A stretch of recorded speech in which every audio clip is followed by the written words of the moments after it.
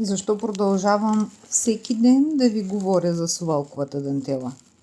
Тя е един от застрашените от изчезване занаяти в България.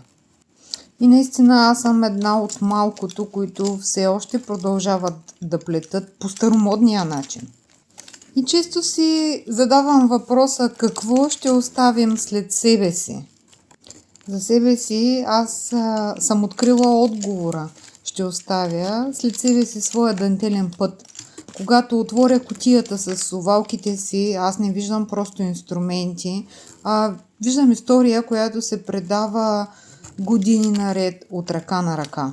Совалковата дантела изчезва, защото изисква нещо, което днес е дефицит, а именно времето. Но за мен това е време, инвестирано в моето спокойствие. Да съхраниш традицията не означава да живееш в миналото, а да внесеш най-красивото от него в настоящето. А ти как би отговорил на въпроса какво ще оставиш след себе си?